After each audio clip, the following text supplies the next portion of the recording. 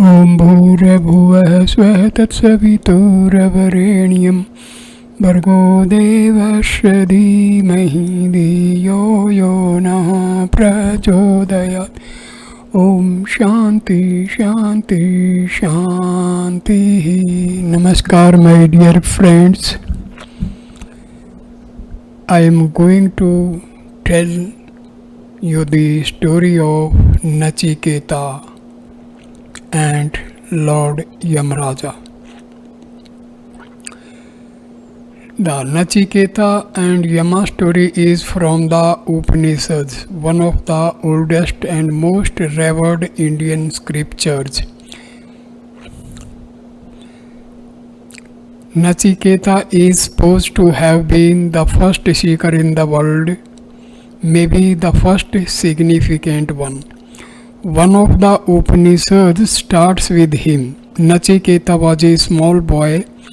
His father took a certain vow to perform a yaga, a sacred ritual where all the material possessions that you have, including your wife, your children, your house, your everything, you have to give it away as dana, charity, to all the rishis, the brahmins and the other people. Then you will attain to spiritual bliss. This is a device somebody has set up in the tradition. So a few people take this vow for spiritual attainment. Nachiketa's father took this vow and he gave away all the sick cows, the useless property and everything that he did not want, which was a burden in one way or another, and made a big show of it. But he kept everything else that he really needed, including his two wives and children. Nachiketa saw this and he was very hurt. He saw that his father was not being sincere. His father made a vow that he will give away everything and attain spiritual bliss. But that man is playing tricks like everybody else. So Nachiketa went to his father and started talking about this to him. A small boy about 5 years of age, physically he was 5 years of age, but the boy had tremendous maturity. Nachiketa told his father, "What you have done is not right. If you did not want to give away everything, you should not have taken the vow. Once you took the vow, you better give it away. You have to give away everything. You tell me, to whom are you going to give me?" His father got angry and he said, "I am going to give you to Yama. Yama is the Lord of Death." So the boy took it very seriously and he prepared himself to go to Yama, and he went. Don't start thinking in terms of how could he have gone with the body or without the body. That is not the point. He went. Yama was not there. He had gone visiting.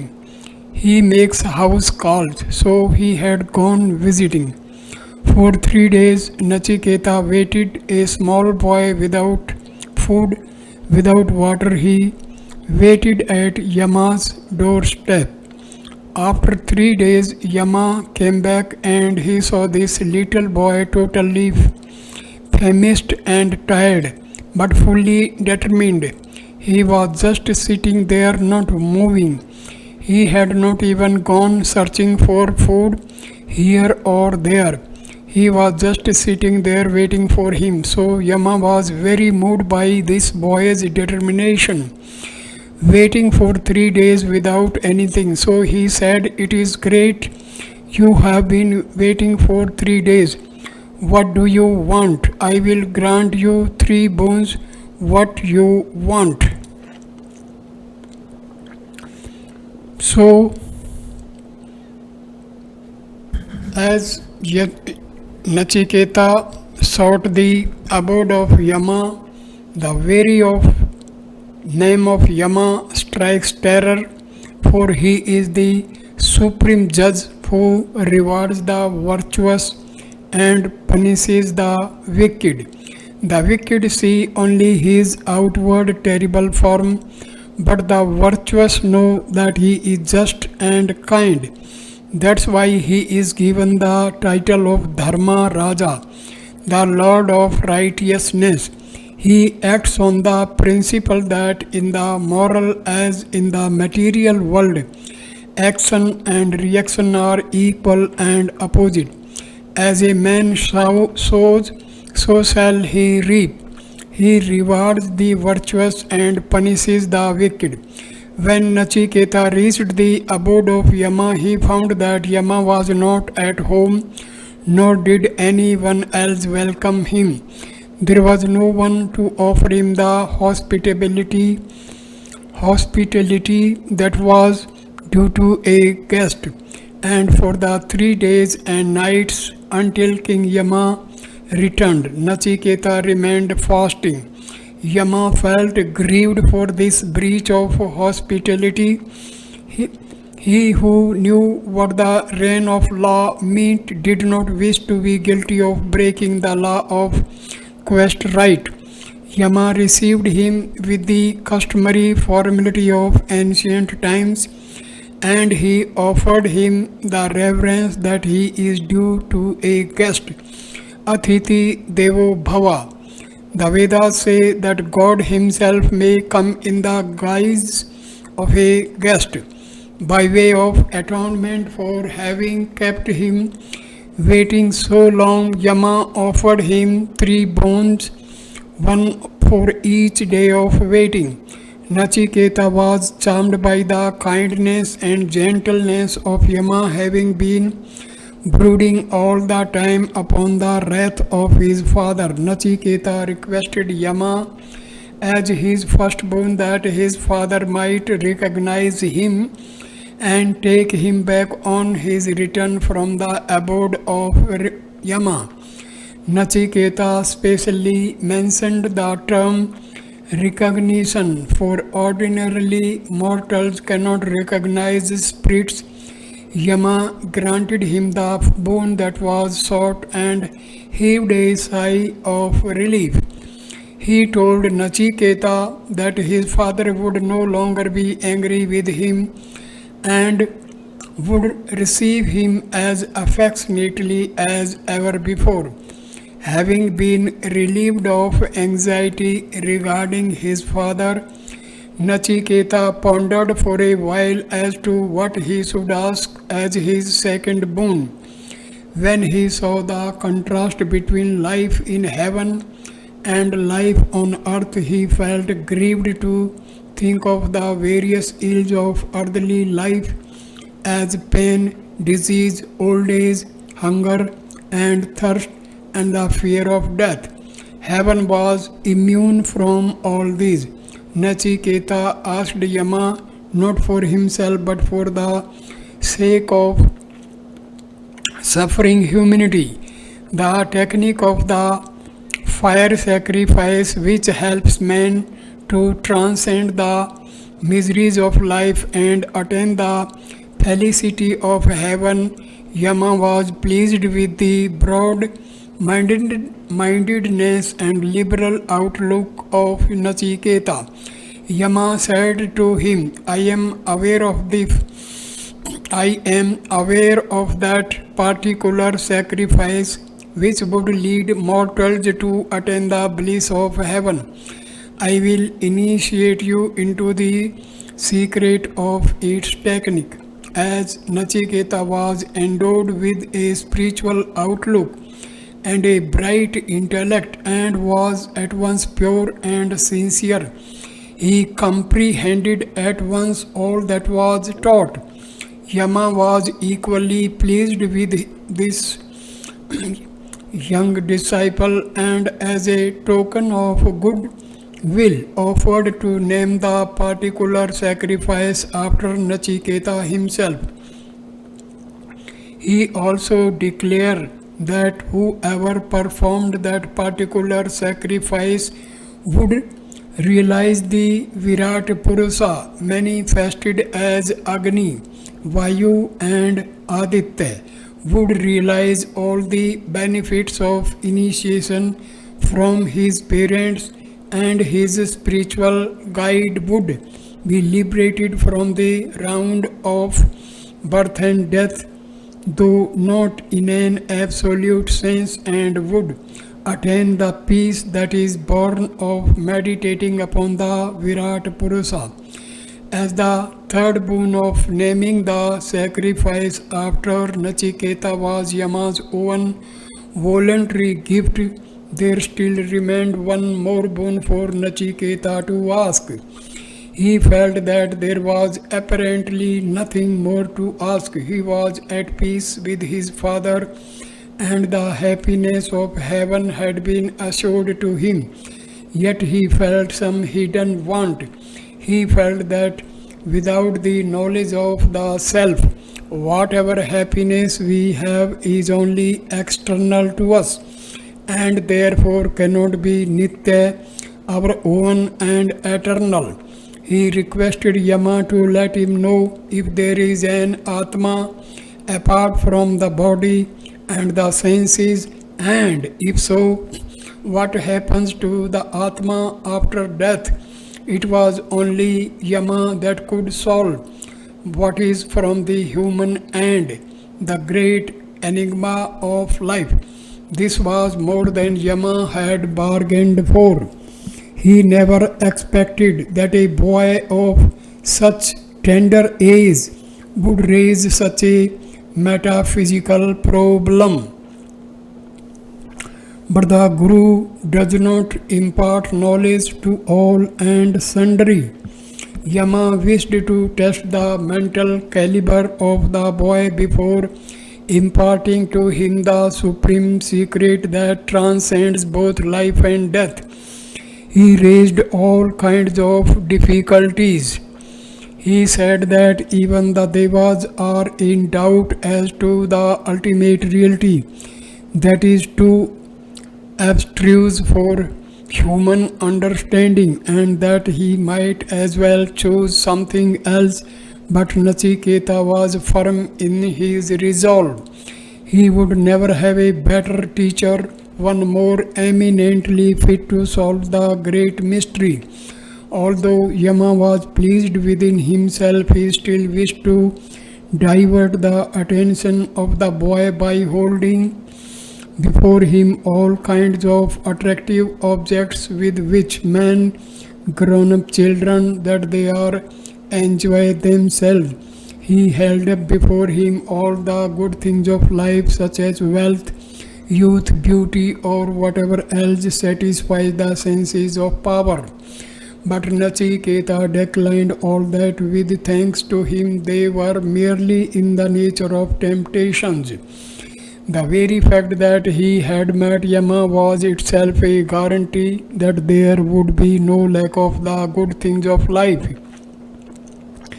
He did not wish to miss his supreme opportunity. He remained firm in his original resolve. All that he sought was that supreme knowledge which would throw light on life's great problem, the value and destiny of the individual from the point of view of the Absolute. Nachiketa came out successful in the test which Yama imposed upon him. We are told that even sages and the devas have at times succumbed to these temptations. It shows us how rare it is to find one who is intelligent and self-controlled and at the same time indifferent to worldly and heavenly enjoyment. Yama was highly pleased. He said to Nachiketa, "You are indeed fortunate. You have chosen the path of virtue and rejected the path of enjoyment. Each path leads one to the destined goal. Only the wise choose the path of virtue, which leads to liberation. Those who are otherwise wander hither and thither in a When attempt to escape from themselves and they fall again and again into my control. Few are the seekers and fewer still those who attain self-realization, for it is not by argument that the self is known. Listen attentively so that you may distinguish the self from the body and the mind. The self, the Atma, the highest refuge of all, pervades the universe and dwells in the heart of all. Those who are instructed in the self and who practice constant meditation attain that changeless and self-effulgent Atma. Do thou likewise, for bliss eternal lies before you. When Nachiketa saw that Yama was pleased to accept him as an aspirant after the spiritual life, he said to Yama, please instruct me in the knowledge of that which you have realized and which lies beyond all pairs of opposites such as virtue and vice, cause and effect, or the past, the present, and the future, and which is life's supreme value. Yama said to him, what you seek is known only from the Vedas and the Upanishads. Brahmacharya and tapasya form the means to it. The one word that stands as the symbol of that which you seek is the word Om. It represents both the pra and apra aspects of Brahma. He who knows what this symbol indicates attains Brahmaloka. He realizes that the self is devoid of birth and death, that it neither grows nor decays, and that the accidents of life do not affect it. The self transcends time and space. What is great is not too great for it to comprehend, and what is small is not too small to escape attention. It is the self of all. The heart cave is the abode. The Atma illumines itself, its presence gives significance to all else.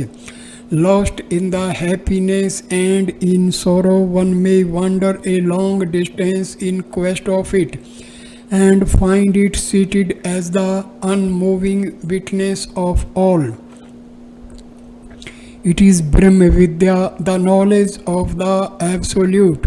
All else is the Apara Vidya, that which is not supreme knowledge, even though it includes the knowledge of all the sacred books and all the sciences. As long as the highest is not realized, it will still fall short. Therefore, Apara Brahma is Brahma as conditioned by manifestation, also known as Karya Brahma or Hiranyagarbha. Para-Brahma is the unconditioned aspect of the Absolute. The question of the existence of the self is answered by declaring that Brahma is neither born nor ceased to be. Brahma is the Atma of all. The doubt of Nachiketa as to what happens after death is solved.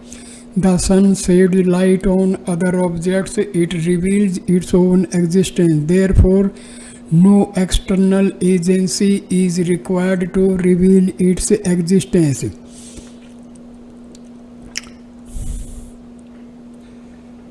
So, Atma undergoes no modification, though it sets everything else in motion. No amount of book learning, no intellectual acumen can help one to realize it. It can be realized only by those who surrender themselves to it and who make themselves worthy of grace by desisting from all that is sinful, who engage themselves in the practice of perfection by constant meditation and renounce the benefit that accrues from meritorious deeds. Yama continued his discourse. He said to Nachiketa, let us take the familiar example of the chariot and the charioteer. We may say that the body is the chariot and the self, the Atma, the charioteer. Continuing the analogy a little further, we may say that intellect is like the bridle, the mind is like the reins, the senses are as it were the horses that travel along the path of enjoyment. When the senses take the lead and turn unmanageable, the higher faculties are dragged along helplessly, and the aspirant cannot escape the cycle of birth and death. Pitiable indeed is his position, where the intellect controls the senses and guides them like well trained horses obedient to the will of the master. That is the path of liberation. He who travels along that path never returns to the world of relative values. To him, the relative values are no longer hindrances, they become means of self-transcendent. The senses give place to the values of the mind to the intellect, and the intellect to the absolute in its manifest form, and the manifest to the unmanifest and unconditioned. It is the unconditioned aspect of the absolute that is called the Purusha. The Purusha is the self of every being. It is not manifested but realized through meditation.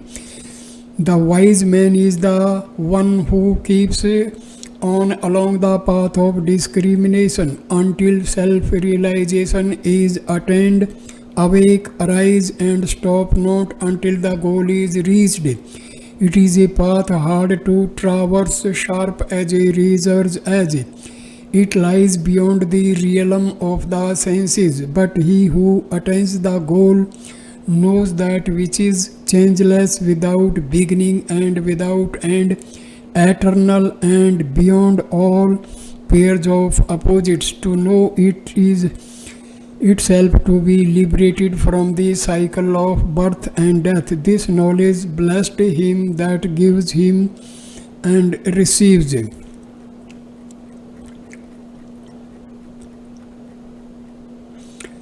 There is no real contradiction in its nature. The apparent opposition is due to different attributes. The eternal witnessing consciousness, hence referred to as Kutastha Nitya, as it is present in all the stages of awareness such as waking, dreaming and sleeping.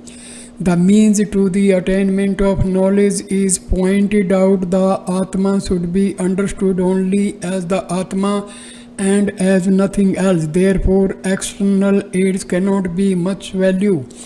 The way to attain is negatively by desisting from evil and positively by self-surrender.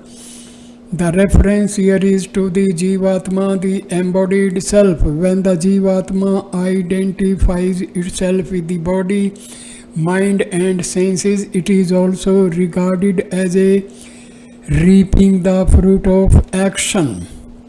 From the point of view of Indian philosophy, the intellect is put on the master side of things. It should be made pure by the practice of austerity and meditation. It is only then it can comprehend the Atma. In the chain of causation, what is gross proceeds from what is subtle. The subtle is the cause, the gross is the effect. The effect is an unfolding of the hidden purpose. It is potentially contained in that which causes it. All manifestation is an unfolding of the first cause. As long as the Jiva and Jagat are regarded as real, Brahma is regarded as the creator, as the manifest aspect of Brahma, but there is only one thing and no second. Moreover, Brahma undergoes no modification. Therefore, what is regarded as creation is only apparent, not real, hence unmanifest. The manifest is of value to us because it reveals the unmanifest. Nachiketa was all attention. Half his problem was solved. He knew clearly the goal towards which all life tends. But he did not know so clearly the means to it. But Yama could read the mind of Nachiketa. He knew clearly that if knowledge is the goal, knowledge is also the means to it. He therefore said to Nachiketa, as long as the senses directed towards external objects, the self is not perceived. The aspirant after immortality should not allow his senses to run riot. He should direct them inward towards the self, for it is by the presence of the self that the senses function. To know the self is to know Brahma, for Brahma is the self of all. That is why the knower of Brahma becomes one with Brahma. Him the yogis realize by meditation, the priest by sacrificial offerings, and the elemental forces by the bond of obedience to his will. It is by the mind alone that Brahma should be realized, not as different from oneself, but as one's inmost self. That is the way to attain fearlessness. The best way of comprehending that which is everywhere is to comprehend it in its oneself. Be thou established in that Angushta Purusha,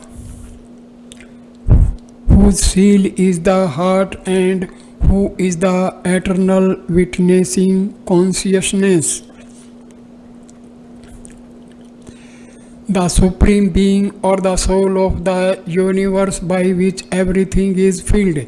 The means of realize the Absolute is here pointed out, for there is no other cause in which he could merge. The external objects cannot perceive themselves. It is only by the help of the self that the Antakarna recognize form, taste, color, and other properties of matter. Identification with the senses will lead one to reap the fruits of action. Dissociation from them will lead to knowledge. In the first case, God is the dispenser of the fruits of action. In the second case, He is our own self. The mind becomes the instrument of knowledge when rendered pure by austerity and tapas, so that one may not be subject to the repeated cycle of birth and death. The cavity of the human heart is said to be of the size of a thumb. As Brahma is realized here, he is described as the Angushta Purusha. Nachiketa felt interested. He thought to himself, however hard the path may be, there is still a path to it. Yama exhorted him to follow that path. He said, the Purusha, the supreme consciousness, is the Purishayana, the dweller in the citadel with 11 gates, that is the human body, manifest everywhere as the animating principle of the entire cosmos. He exists as the Supreme Being in His own nature. Know it to be eternal, pure consciousness, absolute and ever free, waking the earth-born clouds, but the Atma, the self of all, remains unsullied by them, like the radiant sun. Know himself to be the ordainer of all, who in relation to the external world is the eternal cause and in himself is pure consciousness. Thus exhorted by Yama, Nachiketa learnt that all things live, move and have their being him, and that he is nearer than hands and feet, for he is our very self. By knowing the eternal, he attained bliss eternal. Thanks to Nachiketa, the pathfinder, it is possible to declare that the knower of the Supreme Being becomes immortal, becomes liberated. This is what is called avasthatraya, the three stages of awareness. To know Brahma, one must realize Brahma as the Sakshi, witness of all these levels of consciousness. As long as one does not realize Brahma, one remains in the realm of Avidya. No modification as creation does not imply any change in the Atma. The idea of Atma as many is eliminated. So, this is actually known as the Atma Vidya or the Brahma Vidya obtained from our Upanishads. So I conclude this wonderful video. Thank you for watching this video. Please like, comment and share the video and subscribe the channel. Namaskar my dear friends. Thank you. Namaste.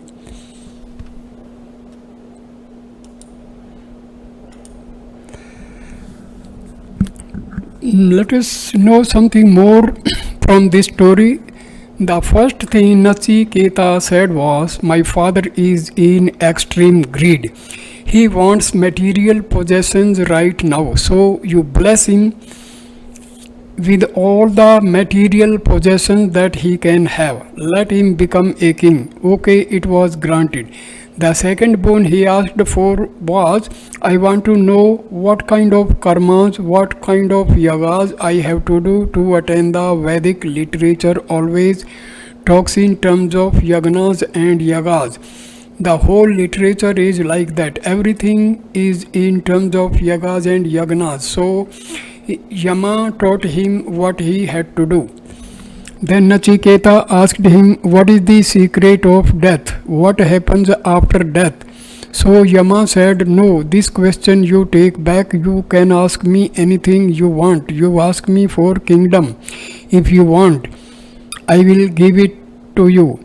Riches if you want, I will give you. All the pleasures in the world I will give you. He goes on offering, what do you want? You tell me. All the pleasures in the world I will give you. You take them, but this one question you withdraw. Nachiketa says, what will I do with all of them? You have already told me all these things are transient. I have already understood that all activity, everything people are involved in is meaningless. Simply it seems to be there. It is not the reality. So what is the point in you giving me more riches? It will just be a trap for me. I don't want anything. You just answer my question. In many ways, Yama tried to avoid this question. He said, even the gods do not know the answer for or this question. I cannot give it to you. Nachiketa said, if that is so, if the gods do not know this answer and only you know, then you must definitely give me the answer. He would not leave him. So once again Yama left him there and went visiting for months. He just wanted to avoid this boy somehow. He wanted to get rid of him, but the boy just stuck around for many months. And they say right on the doorstep of Yama's domain, he attained to his full enlightenment. He got the answers or everything he had to know in the existence and dissolved himself. He was the first seeker and he is always used as the best example. A 5-year-old boy with that kind of determination, who did not fall or for a chocolate or a visit to Disneyland or anything. He wanted that, and that's all is. When a person is like that, there is no need for a path for him because the end is here itself. It is not on the top of Velinagiri Hills. Only when it is not here, it is on Veliangiri Hill, and we will all have to slowly climb it. When you are like Nachiketa, there is no need for a path for you. It is already here. There is nowhere to go. It is very much here. Now the whole purpose of doing everything that we are doing here is to create the intensity. That craving should become so strong, so powerful that God cannot stay away and the divine cannot avoid you anymore. It is not that the divine tries to avoid you, but this mind and ego tries to screen the reality from your eyes in so many millions of ways. Millions of tricks are played. Whether you walk the path of karma, jnana, kriya or bhakti, it is your intensity which keeps you going, not the path itself. No practices or kriyas will do anything when there is no intensity. In turn, when there is intensity, the practices have the power to move you like a different dimension. It is not the kriya as such which will transform you, it is your intensity. When you have this intensity, the kriya is a tremendous sport that enhances it more and more. That is the whole purpose of doing the practices. Whichever path you walk by itself, the practice is not going to make you realize anything unless you have intensity. If you half-heartedly love someone, there is no love. It is either 100% or 0. If you think you can love someone 99%, you have not known love at all. The same goes for any kind of action. If you do not perform your action 100%, it is meaningless. It is not going to produce anything great. At the most, it will earn you food. Unless your action is 100%, it cannot transform you. Unless your kriya is 100%, it cannot transform you. Unless your love is 100%, it cannot transform you. It may be a device to get something like a barter sometimes, but in existential terms, nothing happens. So, if we want to realize self and get liberation, we must have 100% resolve and firm determination. With half determination and half resolve, we cannot achieve our destination. Thank you.